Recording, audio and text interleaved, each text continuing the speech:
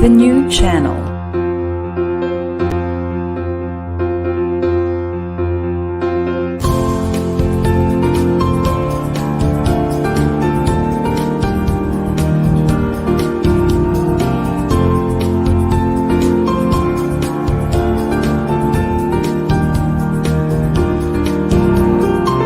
The new channel. Hashtag TNCNow.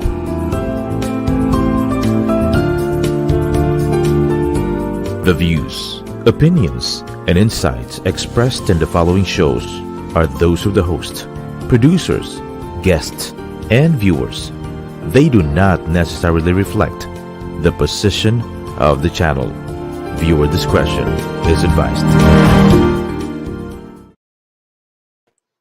Hello and welcome to the new channel. Our passion transforms a community that sees all things new. I'm Coach Celia Jacob, streaming to you live from Mandaluyong City.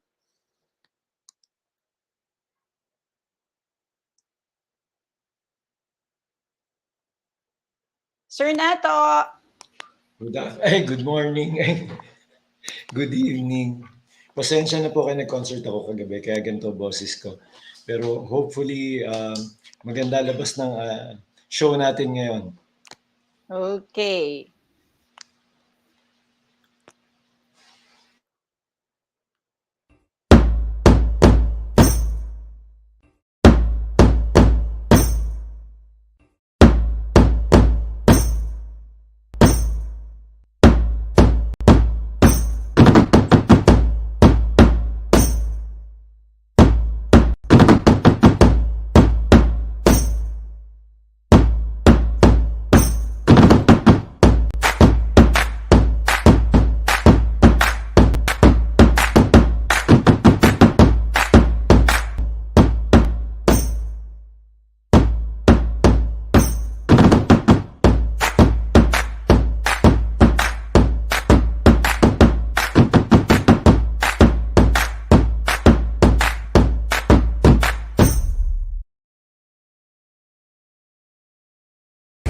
Magandang hapon. Sa The New Channel po kami. Tatanong lang po sana namin sa inyo, paano po ba pumili ng tamang leader? Sa status ng pamumuhay nila, ma'am, doon mo makikita kung paano pagpumili ng tamang leader. At hindi sa mga pangako nila, ma'am. Kami pinipitawan ng pangako. Yan po, ma'am. Salamat po, kuya. Magandang araw po. Magtatanong lang po sana kami. Taga The New Channel po kami. Paano po ba pumili ng tamang leader? Ang tama pong pumili po ng leader, yung hindi po magnanakaw. At saka maganda yung layunin niya po sa ating bansa. Salamat, ate. Magandang araw po sa inyong lahat. Mag-ingat po kayo. Sige po, ma'am. Salamat din. Kuya, magandang araw po. Taga The New Channel po kami. Tatanong lang po sana namin sa inyo, paano po ba pumili ng tamang leader?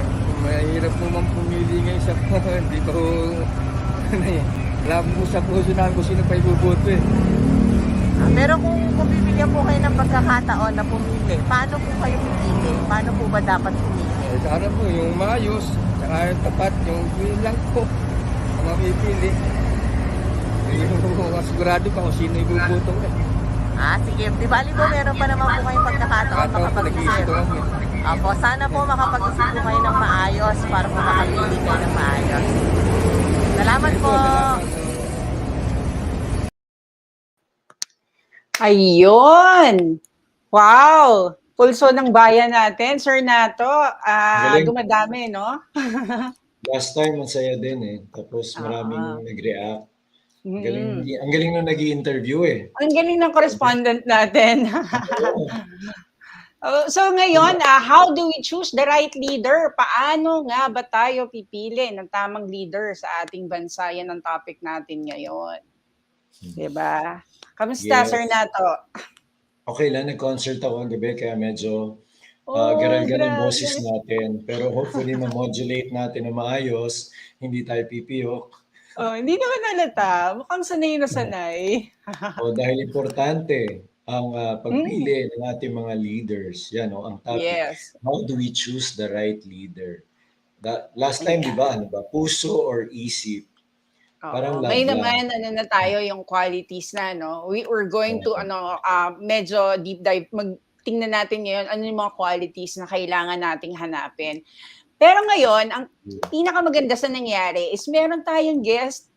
Yun, no? Meron tayong kakwentuhan, di ba? Meron tayong Yes. kakwentuhan ngayon. And masaya to because all of us, syempre, kanya-kanya tayo ng mga ano natin mga pambato natin, ng rason natin, ng opinion natin. And the good thing about it is, yan, we decide as one. Kailangan lang natin na explain from different sides kung ano yung mga gusto nating mga puntos na pag-usapan. So, let's i-introduce ko po ang introduce ko muna yung ating guest for tonight.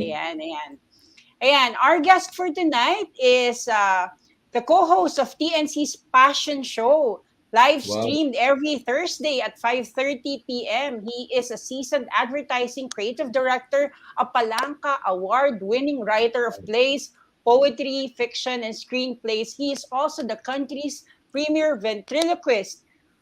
One of our guests for today, Mr. Oni Carcamo. Welcome, Hi, Sir Oni. Aba, welcome sa inyo Celia at Nato At sa mga viewers natin Ayan, at least may kausap na kayong dalawa. Grabe. Kasi masarap yan pag nagkikwentuhan, di ba? Tama. At least tayo. Masaya to, masaya. Okay. Ngayon lang ako nakamit ng ventriloquist live. Ganun ba? Wala ba tayong asan na yung, baka may kasama tayo na Karamihan ang nami-meet ko, mga puppeteer. Okay. Kasi yung brother ko dating naki Amelia La Peña Bonifacio. Okay. Si Mama Mel. Yes. Oo, siyempre. Ayan. Tapos parang may isa pa tayong guest. Oo, meron pa. Bago natin kamustahin silang dalawa, i-introduce ko na rin ang isa sa guest natin, co-host ni Sir Oni, no? She's the co-host of TNC's Passion Show, live streamed every Thursday at 5:30. She's a mom, an entrepreneur, and a social media content creator. She has a degree in international relations and worked as an analyst for the government.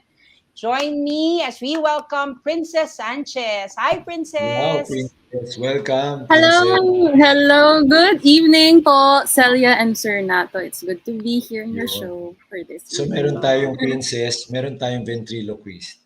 Grabe. Welcome po. Welcome sa Decide as One. Yan. Welcome. Mga host na to. Ako nga rin when they parang had their pilot episode, nanonood ako, comment sa show nila. Uy, salamat. Ayun. Actually, So, yan. Marami na nagko-comment.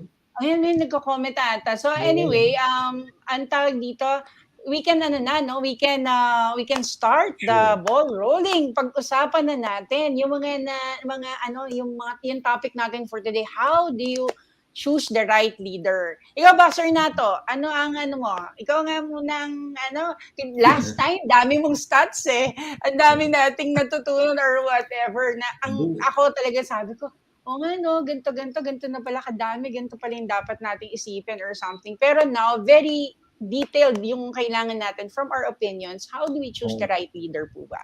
Actually, naalala ko when I was very young, ganun. 'Di ba? Meron lang tayong isang leader. So ang tawag doon for lack of a better term, a dictator. So anong nangyayari? Pagka yung pala dictator ang leader mo, nadi-discourage yung napakarami pang mahuhusay na leaders all over the country na mag-emerge or mag-shine bilang leader. Now, since we are technically a democracy, napakaganda na napakaraming choices. Kaya lang, very systemic din po. Alam naman natin, year in, year out, naririnig natin may vote buying, merong ganyan. Kaya nga po, di po ba, every year din may campaign ng COMELEC, may campaign ng PPCRV or minsan ng NAMFREL na clean and honest elections because many elections have been marred with, alam mo na, a lot of irregularities.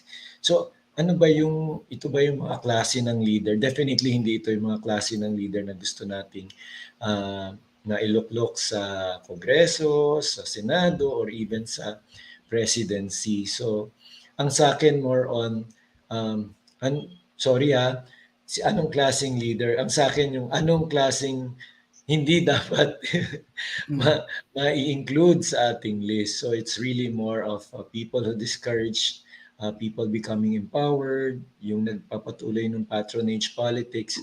Yung patronage politics, di ba, nadi-disempower yung tao, yung tipong o sige, umasa na lang kayo sa mga leaders nyo. Humingi na lang kayo ng ayuda, abutan na lang kayo ng ayuda, abutan na lang kayo ng pera. Hindi yung tipong programs or program-based yung kanilang mga advocacies. No? So, ang nangyayari kasi ganon, it's so convenient for them. I have the resources, I have the money. Magbabayad nila ako ng tao, and then they will vote for me, and then the cycle of patronage will continue, and the cycle of poverty. Kasi nabayaran ko na yung mga tao magnanakaw na lang ako, di ba? So that's what I'm saying. That's not the kind of leader we want. Yun lang sa akin, Okay. Coach, Princess, Okay. di ba? It's what they shouldn't be. Parang ganon. Sige po, kayo naman. Thank you, Sir Nato. So, kasi kanya-kanya tayo eh. Sabi nga niya, we're living in a kaleidoscope world ba yun? Sabi niya, parang ang dami-dami na iba-ibang kulay, iba't ibang pananaw, iba't ibang opinion, and we respect everyone's opinion here in Decide as One. So, kayo, Sir Oni, syempre, di ba, hindi naman pwedeng ang isang opinion yun ang tama, ang isang opinion na mali. Lahat tayo, we have our way to explain and to have parang 'di ba yung mga sarili nating mga puntos eh. Kayo naman Sir Oni, can you give us the right parang mga choice reasons for to choose the right leader? Okay. Sige po. Well, una muna, Celia, no, Princess, maganda yung encourage natin yung viewers natin to vote. Yun muna ang pinaka-importante, di ba? Kasi alam naman natin ang election, Celia, ito yung the great equalizer di ba? Yes. Pare-pareho tayo dito sa araw na to walang mayaman, mahirap dito, babae, lalaki, LGBT, no? The great equalizer yan. So, lahat tayo bumoto, mga kapatid. So, yun ang importante. Thank you dyan sa reminder na yan, Sir Oni. No? Alam mo, importante, una-una research Research talaga, no? Research kasi of course, ang unang kailangan natin alamin diyan, kung ano ba ang function ng posisyon na tatakbuhan ng kandidato mo. Pipiliin mo, di ba? Kung ang posisyon niya is scriptwriter, at least mo dapat nasa skill set niya, marunong siya magsulat, di ba? So, importante alamin muna natin yung function. Ano ba yung trabaho nitong, halimbawa, presidente? Ano ba trabaho ng presidente, di ba? Ano yung skill set na babagay sa presidente sa trabaho niya. So, I think yun ang unang-una, alamin natin kung ano ang trabaho nung posisyon ng kandidato mo na pipiliin mo, di ba? Kasi alam mo, Celia, marami kasi nangyayari. For example, nag-elect tayo ng senador, no? Tapos nung nag-elect na natin siya, tapos hihingan natin siya, gawan mo naman kami ng kalsada dito, di ba? Gawan mo naman kami ng di ba, ng covered court dito, di ba? Hindi naman yun ang trabaho ng senador. Mali hindi nang hulog So, ang basic dito, research muna tayo. At maganda mag-research ngayon, Celia, Princess, kasi may internet na, di ba? Unlike mga 20, 30, 40 years ago, mahirap maghanap no? So ngayon, pwede tayo mag-internet, no? Pero importante pag nag-internet tayo, maraming fake news, no? So kailangan tayo masyado dapat tayong meticuloso, no, sa pagpili ng mga sites na i-research natin. So online. Number 2 na paraan ng pag-research, we can ask people that we trust, no? For example, parents natin, lolo, lola, kapatid, pinsan, family members, mga kaibigan na may tiwala tayo. Lalo na yung mga kabataan, no? Importante rin magtanong kayo dahil yung mga magulang lolo natin, several administrations na yung mga inabot nila. I'm sure may mga maipapayo sa inyo. So, importante na kuhanin ninyo, no, yung mga inputs nila, no. So, yan ang una, research. Pangalawa, ang feeling ko importante, gut feel yung gut feel mo no? I think maganda i-acknowledge yun din kasi yung gut feel, well, many times pag nagde-decide tayo, no, ginagamit natin gut feel natin kasi yung gut feel natin, lumalabas naman yan, hindi basta-basta no. Ito'y Yung gut feel natin, ito produkto ito ng ating karanasan, ng ating mga losses and wins in the past, ng ating mga values, mga truths na nasa utak natin. So yung gut feel importante, no, sa pagpili, no. At pangatlo, of course, importante magdasal, no. Kung naniniwala kayo sa prayer, maganda may divine guidance din tayo dito dahil alam natin, 'di ba, napaka-importante itong eleksyon na ito. So yun yung sagot ko sa kung paano how to pick the leaders, no. So yung mga ano siguro later na lang yung mga characteristics, Detalye. no, mga Oo. detalye ng Ayan. natin. So yun muna Galing. ako. Ang galing, Sir Oni. Let me parang summarize. The first one is research. Huwag natin kalimutan. First one muna, bumoto tayo. Thank you for reminding us that kahit anong gawin natin dito sa debate na to, kung hindi naman tayo rehistrado at hindi tayo boboto, sayang lang, di ba? Let's use our power. Ayan, to decide and choose the right leader. So, ang sabi mo nga, research, tapos gut feel, use our gut feel. Parang dapat yun yung pinag-usapan namin, Sir Nato, last episode, puso, utak, di ba? Yung gut feel. And the third natin is prayer. Siyempre, yung divine guidance, di ba? Para at least kahit pa paano, alam natin na everything is aligned sa kung ano yung talagang nararamdaman natin, heart and mind. Ayan, sige, thank you, Sir Oni. That's very important to know how you are choosing. Ayan. So, sige, Sir Nato, tanong na natin si Princess, no? Kung ano naman ang niya, kung ano naman ang opinion, tapos magbalitak-akan tayo. Let's talk about the points that were given after. So, Princess, ano naman sa tingin mo ang right yung mga way to choose yung leader natin for the country? Yeah. Okay, so first and foremost, syempre, thank you, for having us here in your show, no. Siguro let me first start by saying this statement by Martin Luther, no.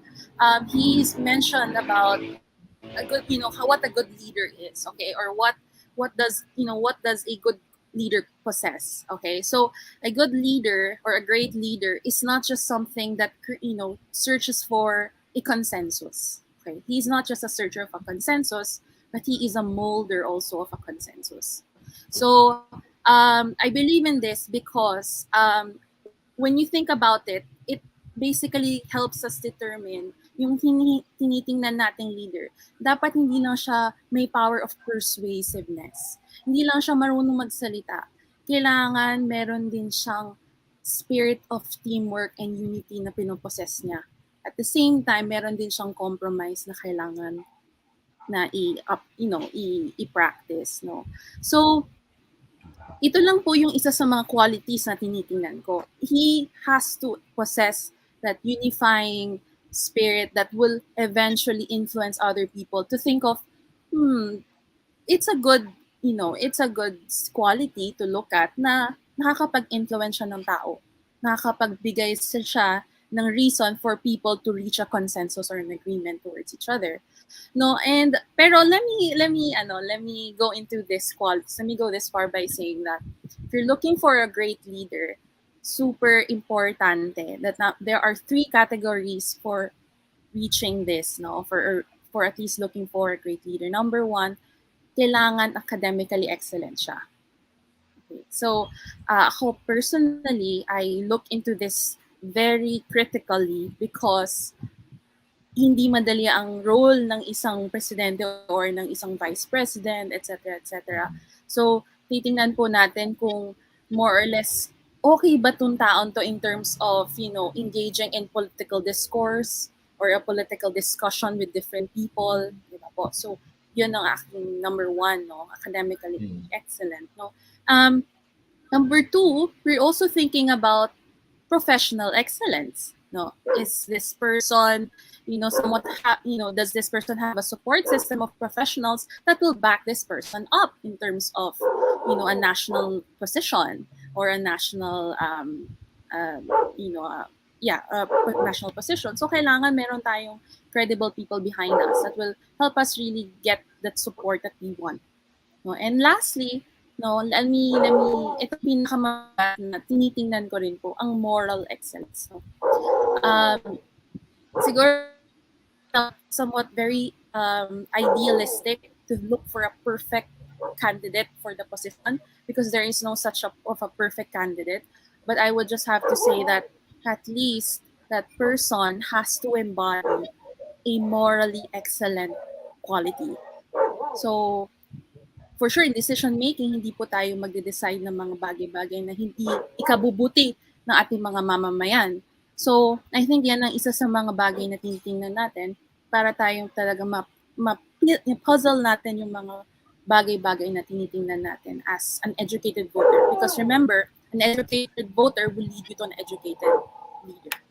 So, yan ang role natin. Be educated, do research kung kailangan. Talk to the experts, talk to people who know more or less kung ano yung mga bagay-bagay na tinitingnan natin, especially now. No? And then, basically, decide. No? Let's not just follow what other people say na ito kasi popular to, ito kasi ano siya, sikat siya, etc. etc. Siyempre, do the process of research and basically look into the platforms na tinitingnan natin for every candidate. Wow! Okay yun, Princess, no? Very, very interesting.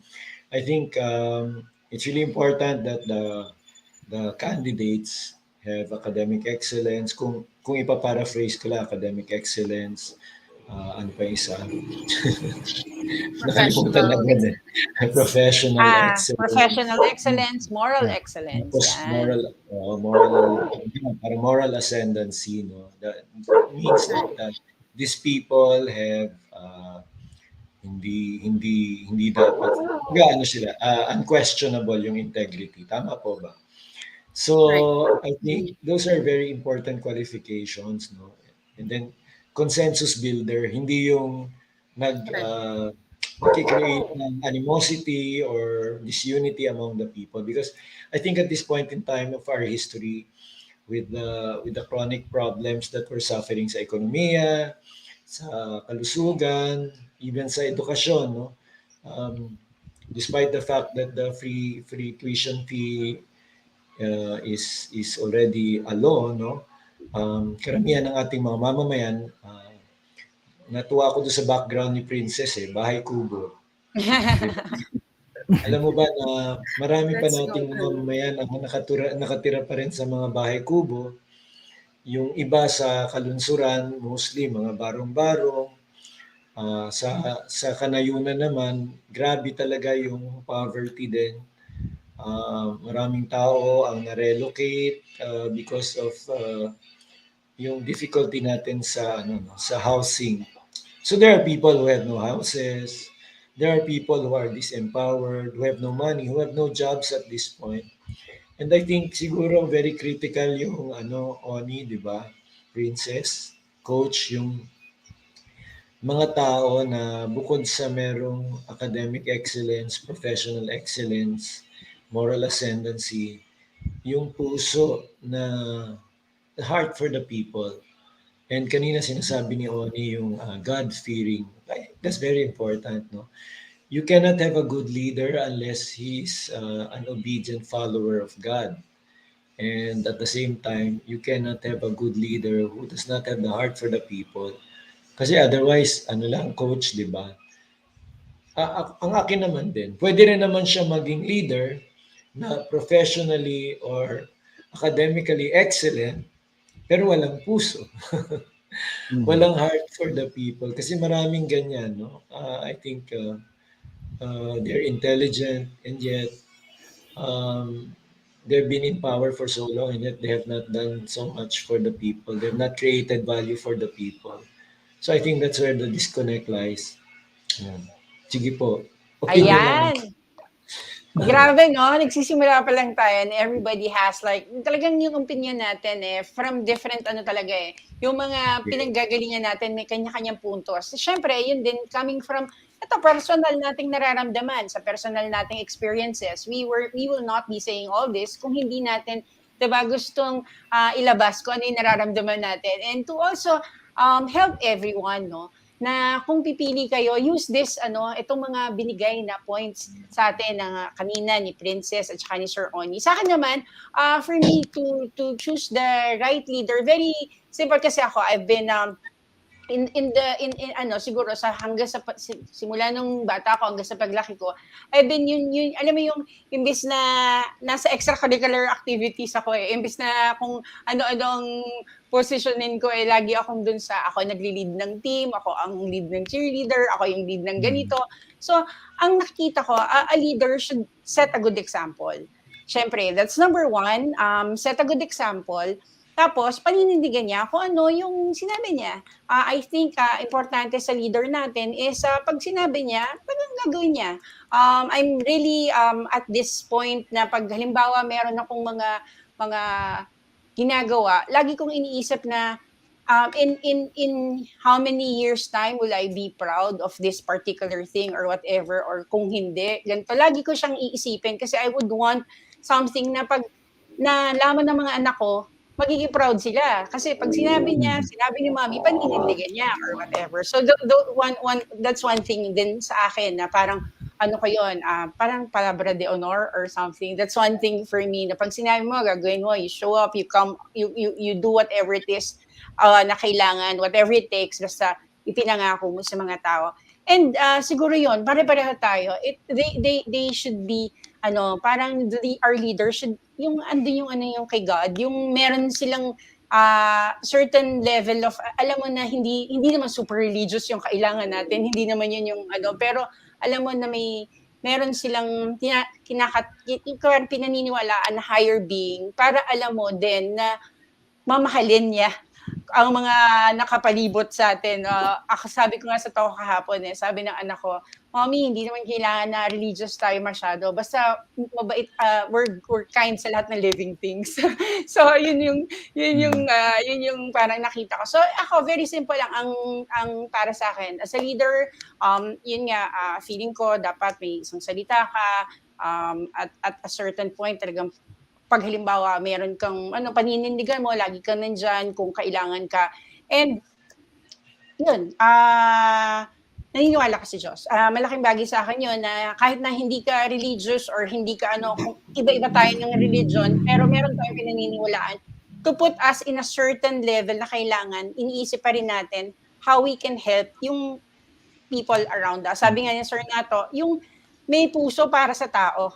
Importante yun Kasi kahit gaano ka talino, kahit gaano kadaming achievements, at the end of the day, kung wala ka when kailangan ka ng people around you, medyo mahihirapan tayo to have a leader like that. So anyways, bago tayo magkaroon ng ang tawag dito, yung ating next gap or next part ng show, pwede ba natin lang yung direct, pwede ba natin ipakita yung ating mga bio ng presidentiables para at least meron lang tayong guide sa ating yan. And ayan. So, our first, basahin ko na lang kasi medyo maliit ang nandyan. Our first presidentiable, si number 10, Leni Robredo, 56, currently serving as the 14th Vice President of the Philippines. Her office has garnered the highest audit rating from the Commission on Audit for 3 consecutive years, 2018 to 2020, and has been recognized by Malacanang for its pandemic response program across the country. So part of her platforms is to restore trust in the government, boost the strength of Philippine industries, and work discrimination, and support small and medium enterprise. Tsaka yung mga out of work. Yan ang platform and policy ni President Leni. Some of her major accomplishments is tax incentives, Angat Buhay program, COVID-19 response, highest audit nga in Commission on Audit, and relief operations and housing initiatives. Ang advocacy ni VP is free legal assistance to indigent clients, improving transparency and accountability in the government, and promoting anti-political dynasty and revision and overhaul of war on drugs. Okay. Gusto ba natin pag-usapan to o next tayo? Ano lang naman run through lang natin yung mga presidents, and then we can talk about yung mga sarili nating mga points sa nakita natin sa bio. Our next president, let's have Ferdinand. Ayan. Ferdinand Bongbong Marcos, 64 years old, was elected and opposed into vice gubernatorial seat in Ilocos Norte at the height of his father's regime in 1980 and eventually into the congressional seats representing the same province after his family's return to the Philippines in 1991. He also served from 2010 to 2016 in the elections. Sure, nata ako na magbabasa kasi maliliit eh. Oo nga, hindi. Tsaka medyo nag-concert nga ako eh. Ay, okay, sige. Ako, sagot na kita ngayon. I got you. Okay. So, platform and policy of BBM is health and COVID-19 pandemic, anti-insurgency, law and order, environment and climate change, disaster risk reduction and management. Major accomplishments naman niya is the Balanced Housing Development Program amendments, the Children's Emergency Relief and Protection Act, Drunk and Drug Driving Act of 2012 and Cybercrime Prevention Act of 2011. Major advocacies naman ni BBM is staunch defender of his father's legacy, successfully pushed his father's bureau at the libingan ng mga bayani, and vowed to bring unifying leadership to the government. Bongbong Marcos, number 7. So all these are coming from Vote Pilipinas and the bios. We got this from the website of Vote Pilipinas. Thank you for sharing this bios for everyone to see. So our next is Isko Moreno. Francisco Isko Moreno Domagoso is the incumbent mayor of City of Manila after serving as a capital city's vice mayor from 2007 to 2016. During the Duterte administration, he was appointed by the president as the chairman of board of the North Luzon Railways Corporation and later Undersecretary of Department of Social Welfare and Development. 2019, he was elected mayor of Manila City. So, platform niya is public infrastructure for basic needs, social services and health, COVID-19 response and vaccine hesitancy, countryside development and construction for tourism circuit, education in far-flung areas, and peace and order. Tapos major accomplishments ni po. Hindi, mag-add lang din ako dyan Sige kasi po. I think he also advocated for the 50% tax cut. Okay. O yun, pag mamaya, pag meron pala kayong i-add, for example, there's something that this is because coming from our standard bio. Yes, But thank you for adding that, Sir Nato. Major accomplishments ni Yorme is overseas Manila's COVID-19 pandemic response, city beautification project and thrust towards low-cost housing in slum areas, improvement of health facilities, support for education. Ang major advocacy ni Yorme is low-cost housing in the city of Manila. So, Isko Moreno, number 3. Meron ka bang i-add? Oo, add din ako. Of course, aside from the low-cost housing of the city of Manila, he built the mobile hospital in Luneta. Part of his advocacy is the 24-hour drive-through vaccination campaign, which is very successful in all fairness. And then also the condominium, which is the low-cost housing, and also the new hospital ng Maynila. And then also also part of his advocacy is really to create conditions for the people of Manila really to have opportunities, lalo na yung bagong high-rise na high school sa Manila. It will be the first. And then also several infrastructure projects that he hopes to do also in the rest of the country if he wins as president. I'm not being biased. I'm just saying what I know. I mean, this is like a fair chance for everybody naman. Yeah, so, and si Princess and Sir Oni, if you want to also add more to whatever we mentioned later. Actually, Coach, yung kay Lenny din, I think part of the one of the most significant then was the call center she put up during COVID response. So the people would call parang teleconsulta. And then after i-consult sila about COVID. Kasi dati, di ba, hindi ka talaga makapagpunta sa doktor. So that helped a lot of people as well. So That's pag good. meron That's akong good. alam, konti, Thank ikikwento you. ko kahit, thank you. Sir Oni, is there Sige lang, anything sige na lang. pwede natin dagdag? Sige. Tuloy lang muna tayo. Okay. Tapos, our third is si Senator Ping Lacson, 73 years old, served as a legislative and in the executive and legislative branches of the government. 40 years na siya na nagsaserve, currently serving his third term in the Senate. He served as Chief of the Philippine National Police 1999 to 2001. Anti-corruption, budget reform, anti-insurgency, economic recovery, digitization, and health COVID-19 pandemic. Yan ang platform ni Senator Ping. Major accomplishment niya is Anti-Terrorism Act, Bayanihan to Heal as one, Anti-Hazing, Philippine Identification System Act, Reproductive Health, Typhoon Yolanda, Rehabilitation, and Recovery. Major advocacies ni Senator Ping is opposition to pork barrel allocation, support to anti-political dynasty bills, and opposition to death penalty. Ayan. So, another Coach, one is, sige. Add ko lang din, of course, si Senator Ping Lacson has been a consistent fiscalizer in the Senate. Ibig sabihin yung mga irregularities, he's part of the team that always exposes irregularities in government. Kaya napunta yung sa pork barrel before, di ba? Kaya yung opposition nila sa pork barrel. Yun lang. Ayun. Sige, side note kayo. Magbigay kayo ng mga side ano dyan. Hindi, ako naman. Sige po, sir. Sir Oni, Dito go. kay Senator Ping, no, I think, ako, ito paniwala ako, no, kung pag-uusapan natin credentials, pag-uusapan, I think Senator Ping has one of the best credentials sa lineup ngayon ng presidential. And, for example, may experience siya as PNP chief, no? May executive position niya, di ba? Tapos sa legislative niya, senator, di ba? Magaling siyang sa mga interviews, alam natin na may knowledge siya sa mga international relations, geopolitics, at alam niya ang mga dynamics, no, sa local politics. So, kung credentials lang, medyo magandang dala nitong si Senator Ping. Si Senator Ping, yeah.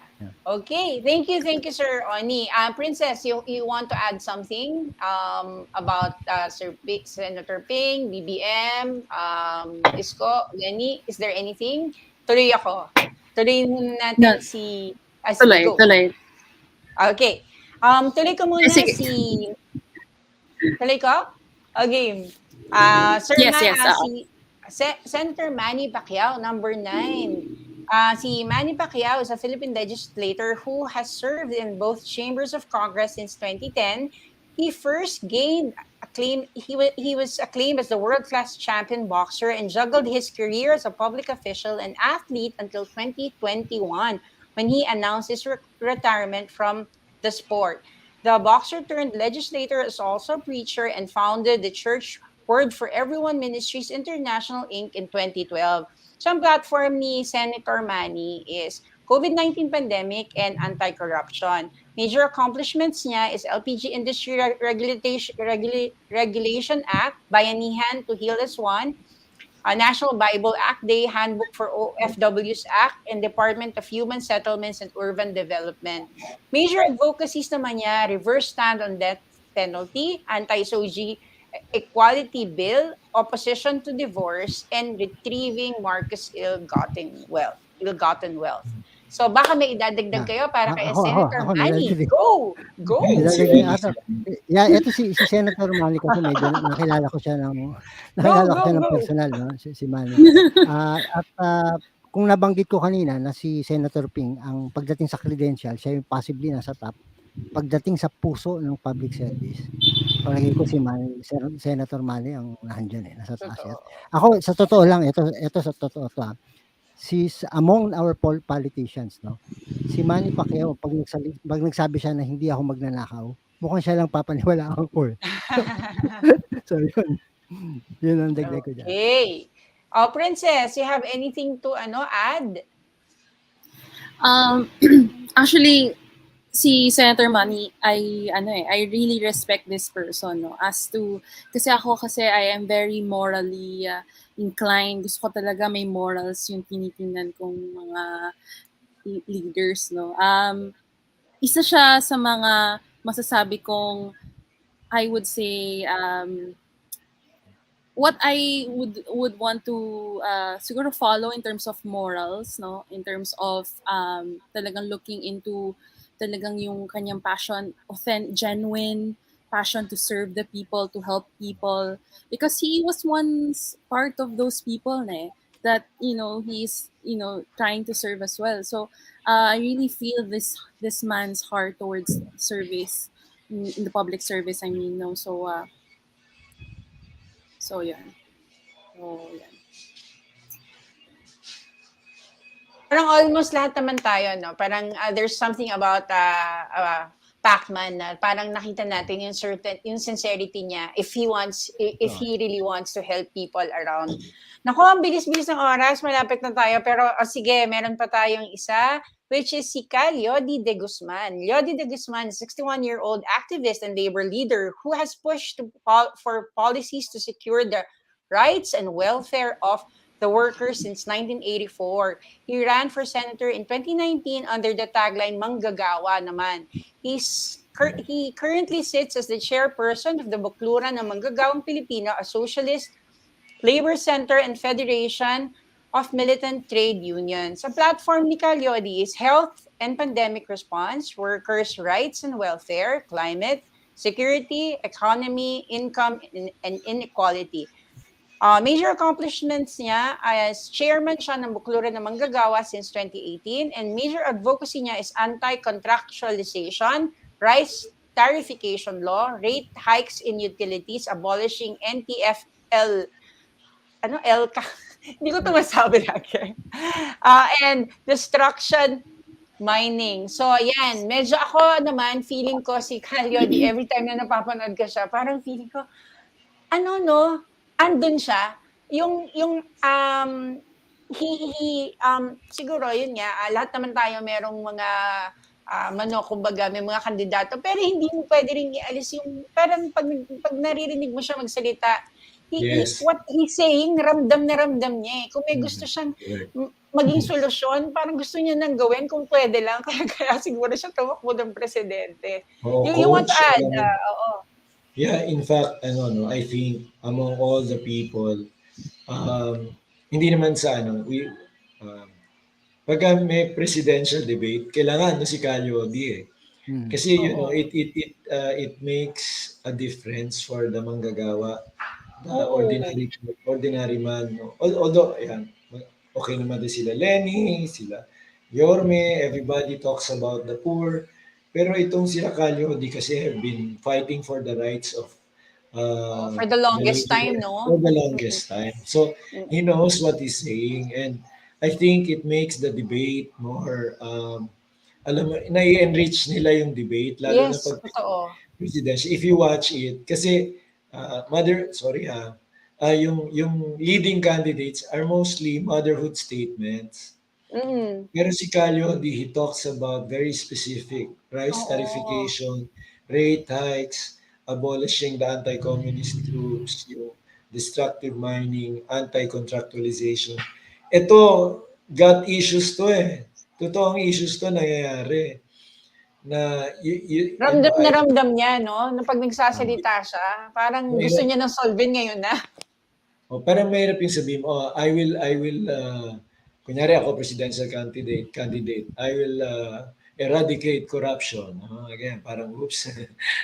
Parang hindi ko medyo masyadong vague, di ba? Or motherhood statement.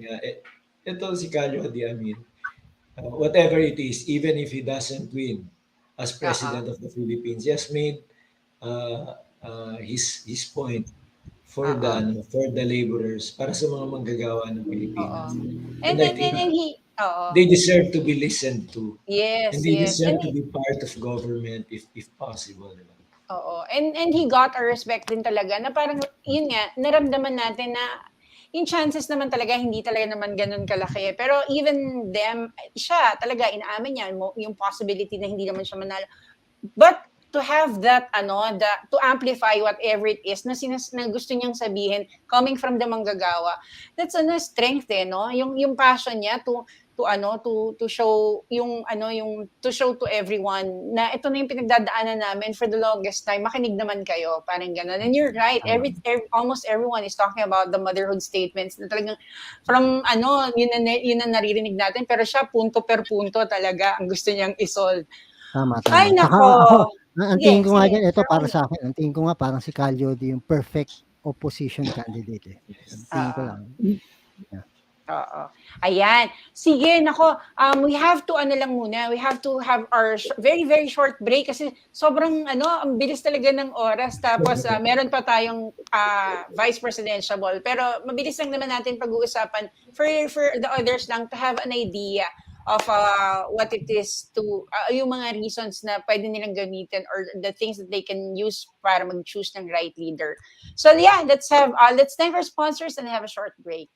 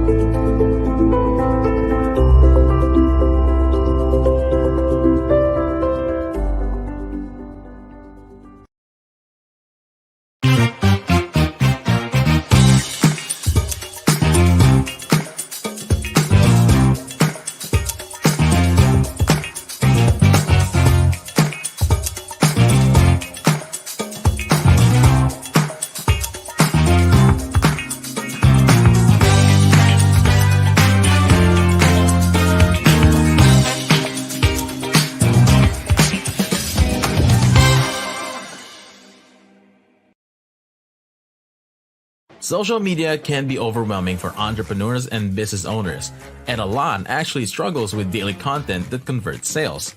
But don't fret.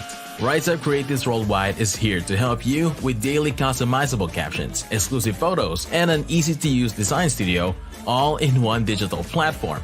Plus, monthly masterclasses to help you grow your business with just 5 minutes of investment each day. Join us today. It's time to rise up and be creative.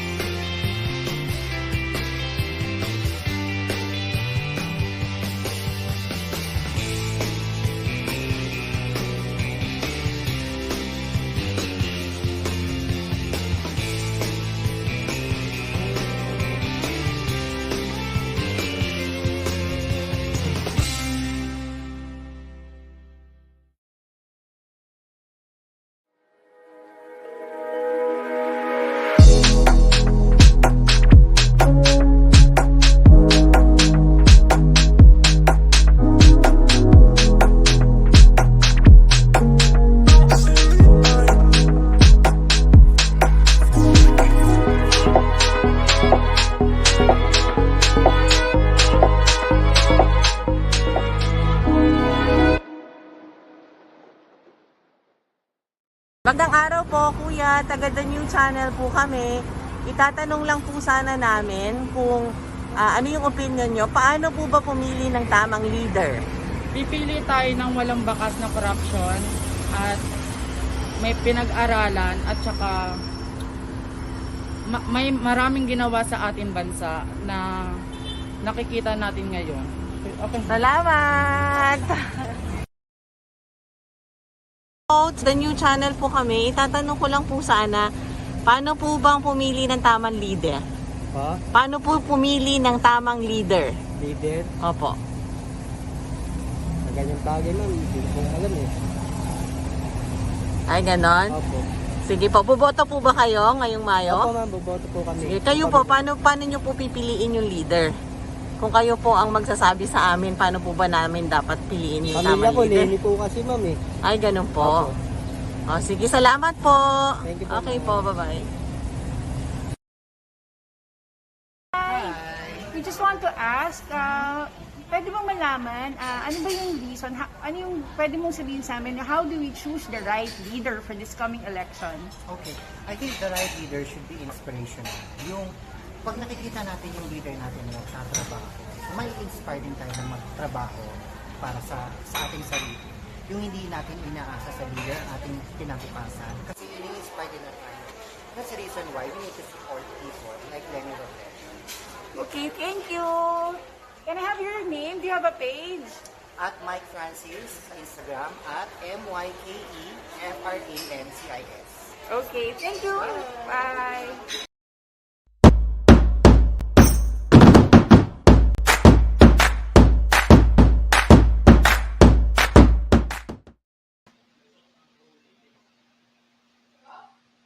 Welcome back to Decide as One. Yan.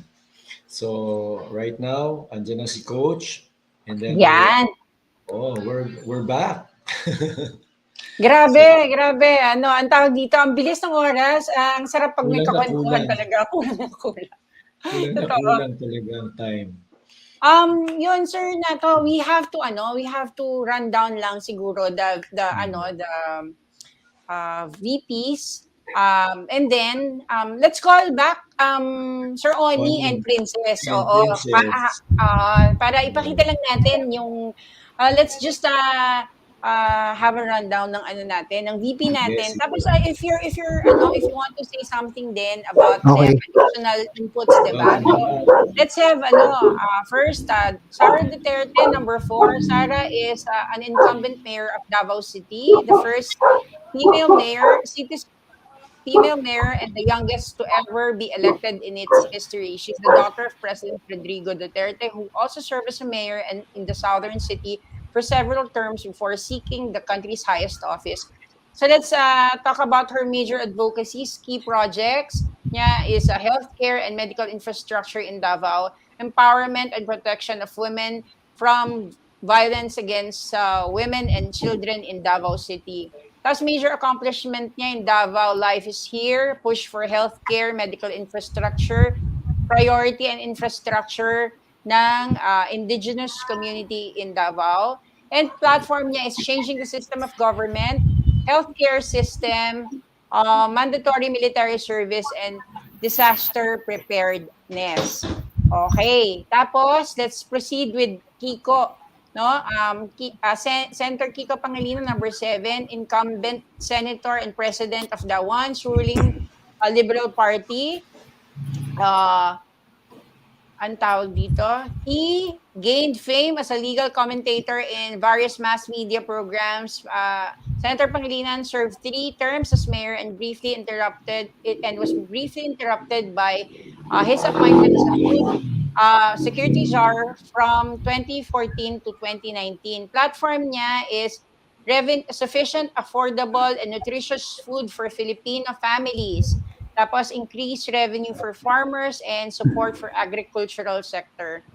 Major accomplishments niya is Coconut Farmer and Industry Trust Fund, amending Organic Agriculture Act, Free Internet Access in Public Places Act, Sagip Saka Act, and 100-day expanded maternity leave law. Major advocacies naman niya is ayudang bigas para sa panahon ng enhanced community quarantine sa GIPSACA and tablet operations, delivery of free tablets to students. Okay. Doc Willie Ong. Doc Willie Ong is an internal medicine specialist, cardiologist, and author, medical commentator who gained popularity primarily through social media. Yan. So, ang platform niya established a cancer center with free treatment to indigent patients, upgrade 16 regional hospitals, urge increased support for National Center for Mental Health, and all public hospitals to have heart center, dialysis center, free testing, better pay for health workers, additional 100 million funding for hospital for poor patients. Major accomplishments niya is online medical advice, health tip provider, health writer, host and guest for television shows. Major advocacies is pro COVID-19 vaccine, anti-dengue vaccine, refusal of campaign donations and funding during his 2019 senatorial bid, free medical treatment for poor and communities via medical missions, including Pasay Volunteer Charity Health Center. Ayan, so dalawa na lang. Walden Bello at tatlo pala. Has been an activist, social worker, academic, and political analyst since the mid-70s.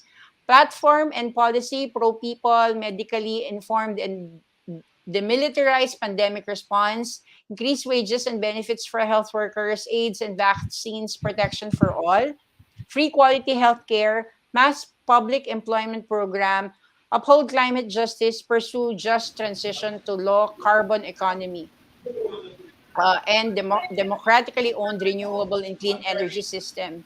Accomplishments niya, human rights victims reparation and recognition, the Responsible Parenthood and Reproductive Health Act, comprehensive agrarian reform program, repealing crime of premature marriage, and the revised penal code. Major advocacies holding Marcos accountable for martial law atrocities, SOGI Equality Bill, updating laws on women's rights, family planning, and anti-mandatory military service. Yun. Tapos, meron pa ata akong dalawa na miss. So, si Senator Tito Soto is an incumbent Senate President, has served in Congress for almost 2 decades, and has authored 100 laws. Platform niya, support the National Task Force to End Local Communist Armed Conflict.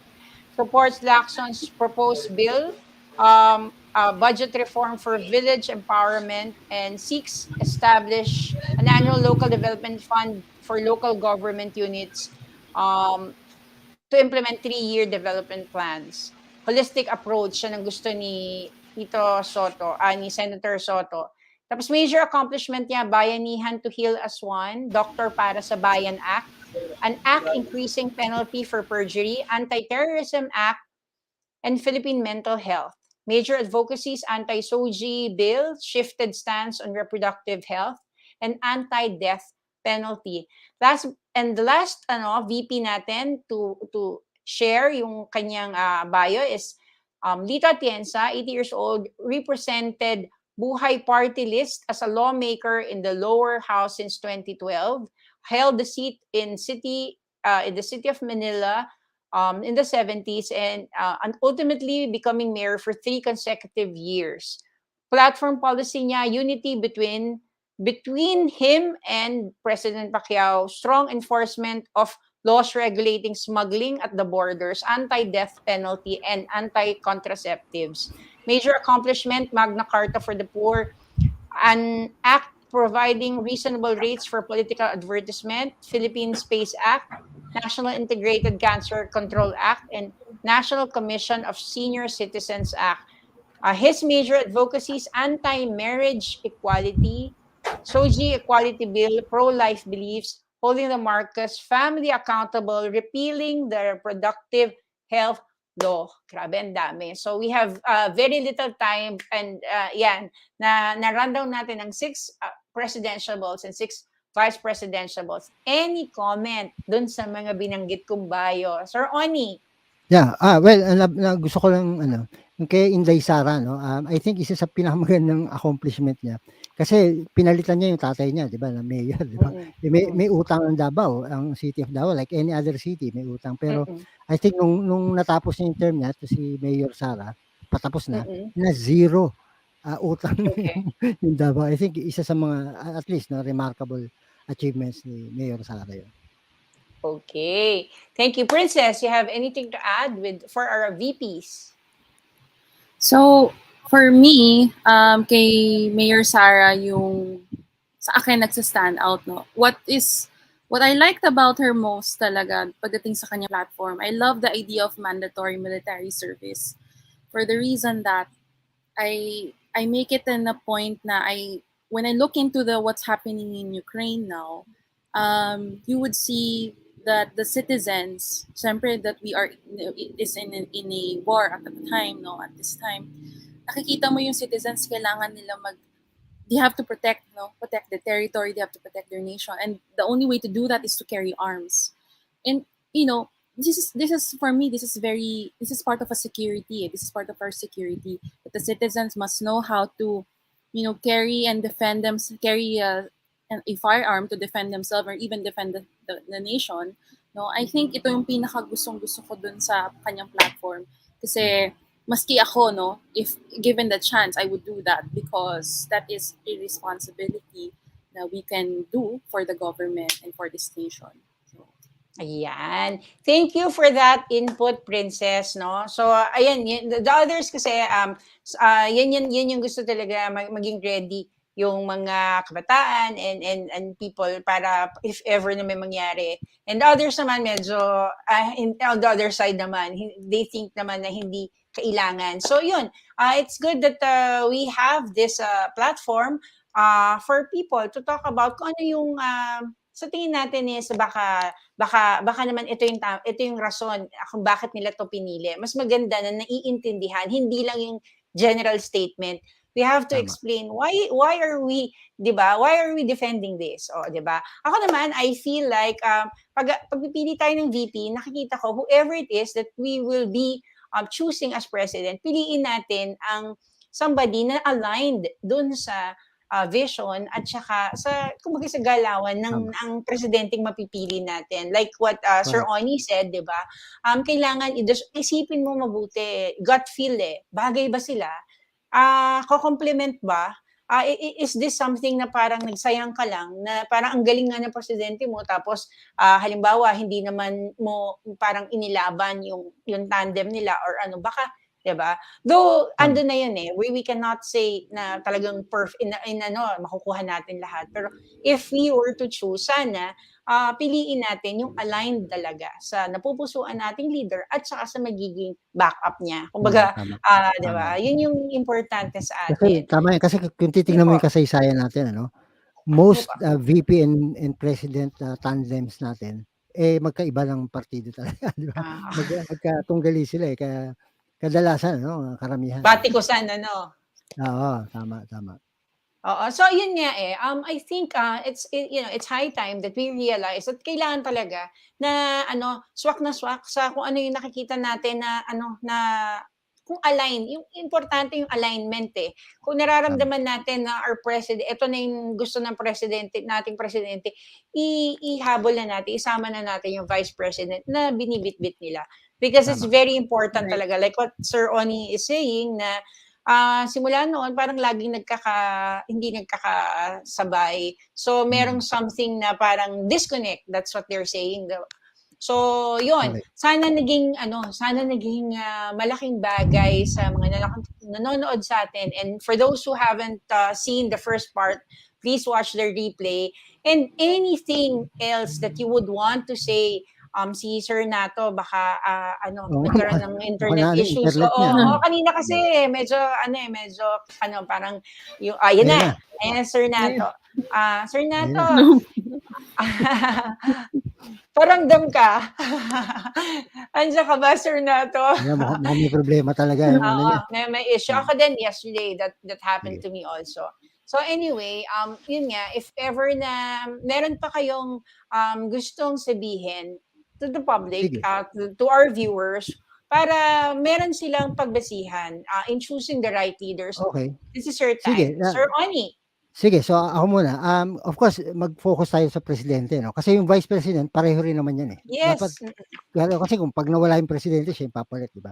So I think Yes. importante, number one, may executive experience, no? Parang given, nabanggit ko nga, kung scriptwriter yan, dapat marunong siya magsulat ng script, di ba? Parang ganun. So dapat, kasi executive position ng presidente, so ideally, may executive experience. Number two, dapat may legislative experience din siya dahil, well, finally, siya yung pipirma ng batas eh, huling-huli. So dapat may alam din siya sa batas. Ideally, kung meron siyang, kung lawyer, maganda, di ba? May alam siya sa batas. O kaya, kung may experience siya bilang senador, congressman, okay rin. Number three, dapat matalino. Of course, dapat may alam siya sa international relations, geopolitics, or dynamics ng local politics. Dapat alam na alam niya yan. Pang-apat, importante sa akin, magaling public speaker. Okay, kasi alam naman natin, probably 80-90% of the time, nagpa-public speaking ang presidente. No? Importante yan. And finally, importante may charisma para sa akin ang presidente. No? Dahil yung charisma, yan yung yan yung magdadali. No? Yan yung hahawak, yung charisma na yan. Di ba? Mapapalapit yung tao sa kanya, madali niyang ma-inspire, mapasunod.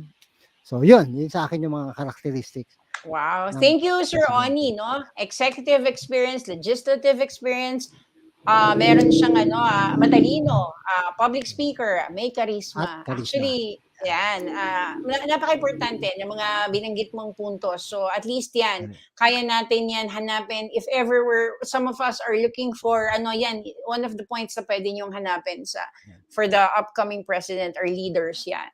Princess, you have anything to add? So, ako naman, yung mga nabanggit ko kanina, these are, for me, the qualities or the characteristics na dapat natin tingnan, no? But, siguro on the very simplest, my very simplest advice, no, for our viewers, for our voters, no, do vote for that person that you'd feel would really do or would help reach the Philippines to its destiny. Okay, so I want the people to think about this question: who would bring the nation to its destiny? Or sino ba yung mga yung mga kandidato dito now na talagang makakapagtulong, no, makakatulong sa ating mga mamamayan. And they will not just feel good about themselves, that their life, their livelihood, and etc., but holistically, even internationally, that will make the Philippines shine all over the world and even in our domestic situation. No, so I would really say that it is time that we really think about this. It is really time to talk about it and reach a consensus on who would be the right candidate that will bring us there. No? So yun lang po yung aking magiging advice dito sa Yes. Oo, yun. Malaking bagay yung punto ni Princess na hanapin mo kung sino yung mag-bring dun sa bansa natin, yung dream natin na kalalagyan ng ating bansa. And if you feel like your candidate is the one who will bring us to greater heights, then, di ba, yun ang i-promote natin at pero explain natin people around sa community around us why we're doing what we're doing, why are we voting for the people that we're voting for. And ako naman sa akin siguro ang pinaka-importante siguro at this point, unang-una yung sinabi ni Sir Oni, which is super importante, bumoto kayo. That's number one. All these things is not, wala tong kumbaga pupuntahan. All these conversations will be put to waste if hindi natin gagamitin yung power natin to make a vote. Sabi nga nila, diba? Ito nga, sabi ni kanina ni Sir Oni na ito yung nagbibigay sa atin ng equalizer to. Ito yung walang mayaman, walang mahirap. You can use that vote to make our nation great again, di ba? So, kumbaga, ito yung kailangan natin. Ako naman, for me kasi, kanya-kanya tayo ng opinion. Me being a woman, a mother, tapos feeling ko naman is sa mga panahon na ni-research ko rin yung aking iboboto, sa tingin ko, ang gusto ko talagang iboto yung na pinakamalapit sa puso ko na ipaglalaban ang kababaihan, paglalaban ang kababaihan, ang karapatang pantao, at saka unang-una yung magbibigay sa atin ng mas magandang future. Kasi hindi naman natin malilinis o maayos lahat ng problema in 6 years, in one click. Pero yung choosing the right leaders, whoever yung mga mapipili natin right now, pag-aralan natin. Like what Sir Oni said, research. Very important, research. Yung facts, importante. Let's not rely on yung mga, alam mo yung hindi verified. Kasi mahihirapan tayo. And remember, ang algorithm ng social media, the more you click something, tapos kahit na hindi na siya totoo, nako-consume yung utak na iisipin natin totoo na.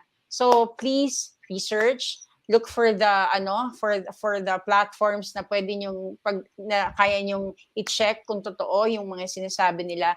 And makinig kayo sa mga ganito, sa mga kuro-kuro, sa mga tao, sa pulso ng bayan. Because katulad nga kanina, one of the guy who answered from the video, hindi pa niya alam kung paano pumili, 'di ba? It's so sad na ilang days na lang, 40 something plus days na lang, hindi pa niya alam kung sino pipiliin niya, and that one vote can make a difference. Kung ilan sa mga kababayan natin ang pag tinanong mo hindi pa rin alam. So, let's do our best to educate people around us, to tell them, paano tayo dapat bumoto ng tamang leader sa panahon ngayon that kailangan natin. So, last few words before we end up, Sir Oni, if you want to invite them, please do. Oo, sa fashion show. Well, yun lang. So, una, bumoto tayong lahat. At saka siyempre, gusto ko lang sabihin, medyo cool lang tayong lahat. Alam mo, medyo polarized ang bansa, no? Pagdating sa election. At normal naman yan. Normal yan. Natural lang yan. No? Pero ang gusto ko lang sabihin, alam nyo, lahat ng issue pagdating sa politika, debatable yan eh. Hindi matatapos ang issue na yan. Habang buhay na debatable yan. Parang religion, di ba? Religion, ganun eh. Isa lang ang Bible, pero tignan mo sa sect, sa naka-register sa sect natin, thousands ang religion eh. Dito pa sa atin. So iba-iba 'yon, iba-iba ng paniniwala at pag kinausap mo bawat isa, Bible ang kanilang basis ano. So ganoon din sa politika no. Hindi matatapos yung usapan. Lahat ng issue sa politika, pag kinausap mo yung anti-Marcos, maniniwala ka. Pag kinausap mo yung BBM, maniniwala ka. So ganoon 'yan eh. So unending 'yan, endless 'yan. Yung debate tungkol diyan. So medyo cool lang tayo mga kapatid. Cool lang. Chill lang tayo. Cool lang tayo at matatapos. At saka after this magkakaibigan pa rin lahat eh. So it's so sad that some are unfriending people. Alam mo at the end of the day, 'di ba? Parang pagkatapos ng whatever na 'di ba? Pero bago 'yan kasi we're going to Sir Oni, who's your candidate? Ay ako ito. Nag-X na ako ng mga presidente ayon dun sa aking mga criteria, di ba? Ang natira diyan si Ping Lacson at si BBM. Yan ang dalawa eh. Kaso medyo talo si Ping Lacson doon sa charisma. Doon medyo lumamang si BBM eh, no? So, yun ang natira sa listahan ko, no? So, meron pa namang isang buwan at mahigit isang buwan, ano? So, medyo ngayon lamang si BBM sa charisma sa kanya eh. So, okay. So BBM ang kay Sir Oni. Princess, any last words and also sinong iboboto mo? So my last words for this episode, no, I would like to reiterate, no, the importance of of the role of the voters, no, and how important it is to be educated, no. At I know na for those people who have decided na who they want to vote, I respect your opinions and your preferences, and I hope you also do respect others' preferences, no. So I think yan ang pinakagusto ko. We just wanna share love and not hate. Okay? So ito ang gusto kong sabihin, no. At the same time, ang aking preference for this election is someone who I've been speaking about teamwork, who I've been speaking about unity, and of course, I would like to say na I still believe and I always will believe that babangon muli ang Pilipinas at mahalin natin ang Pilipinas. So I would of course, I would support that person who runs for unity. And of course, siya yung aking iboboto. So, siya si, si BBM. So, yan ang aking preference. Okay. Thank you.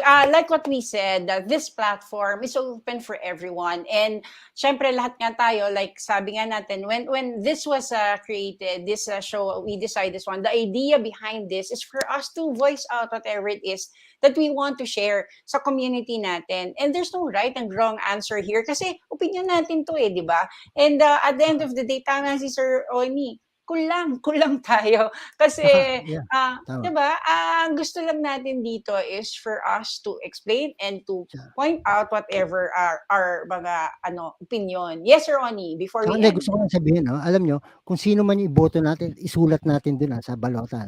Gusto ko lang sabihin na hindi ka mali. Okay? Sino man yung pinili mo yan, hindi ka mali. Yun lang Kasi ginamit mo yung puso mo at saka utak mo nung sinulat mo yun. Yan. Ay, thank you. I think Sir Nato won't be coming back anymore, but super na-enjoy namin to. Sabi ko ikaw muna. Dali, ikaw muna. Ako? Sige. Sige, ako, for me, ang importante sa akin, yun nga. Before we end, ako, ang importante sa akin, like what I said, is somebody, with whatever is happening, very vocal naman ako with my choices. And I feel like this is something that I would want to, share with my family, with my kids. And the reason behind this is nakikita ko na aligned siya sa nakikita kong pagpapatakbo. If I would be handling something, ganyan, gusto ko may resibo, gusto ko klaro, gusto ko andyan, showing up, and everybody has the right to explain kung sino yung pinakamagaling sa kanila, especially kung na-meet nyo na and nagkaroon na kayo ng chance to work with them. For me, I feel like ako, lalo na nung nagkaroon ako ng COVID and some of my friends, I felt like the response that was given to us was very, very clear, very, very fast. And marami talaga nagpapasalamat when we were supported by Vice President Lenny Robredo. Kulay rosas ang bukas ko, and I think that we all share yung respect for everyone's opinion, and sa akin lang is sobrang importante na i-research natin, like our guest has been explaining, i-research natin yung tama sa puso natin, tama sa utak natin, at walang mali na boto kung galing sa'yo to, 'di ba? Always remember, use the power of your vote, and as a nation, sana manalo yung talagang pulso ng bayan natin, because we want a nation that is decided by Filipinos, hindi ng isang grupo lang or whatever. So, super thank you po, Sir Oni, Princess. And invite them in your show again para bago tayo matapos. Ako muna. Huwag niyo kalimutan, Passion Show, Thursday, 5:30 p.m. Tama. Ito ay 11th episode na kami. Wow! Congrats! Ayun, so sinabi na ni Kuya Oni, syempre, we'd like to, you are all welcome to join us every Thursday, 5:30 p.m. sa Passion Show. So, yay, another episode na naman. Sige, Thank you! Salamat nawala na si Bossing Nato. Salamat. Thank you! Boy, salamat. Kulang kayo dyan. At yung mga asaran, normal lang na may asaran. Normal yan. Kasama yan. Asar talo. Yeah. Okay, thank you. Thank you very much. Thank you, Sir Oni. Thank you, Princess. So there. Thank you everyone who watched. We decide as one episode today. Ay, kailan ng oras, no? And I feel like, diba, if you're in a discussion na nire-respeto natin everybody's opinion, because opinion natin yun eh. Ito yung nasa puso natin eh. Walang away. Walang anything na kailangan kayong magbalik-taktakan or kailangan hindi ganon. Kasi that's their right, that's my right, and your right. Pero ang pinaka-importante now is to vote. Kaya sa May 9, pagdating ng eleksyon, ano man na natutunan nyo dito, please gamitin nyo. Use the points that were given kung pipili kayo ng leader ng ating bansa. And to Sir Nato, I'm sure that medyo nagkaroon lang ng problema. Next episode, mas maraming ikukwento sa atin si Sir Nato. But for now, I'm going to leave you with this na sana, yun nga, cool lang tayo. all this, itong mga nangyayaring to, very passionate tayo ngayon because syempre alam natin yung at stake sa bayan natin. But at the end of the day, pamilya yan, kaibigan yan, and people around us, syempre, yun yung support system natin. Always remember na wag nating gamitin ang, alam mo yun, yung negativity.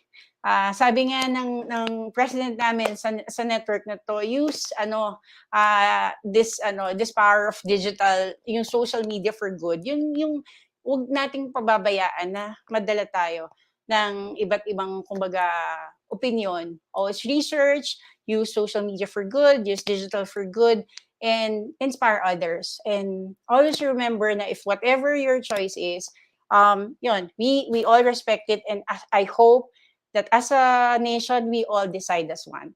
Thank you very much, and don't forget to vote. Bye!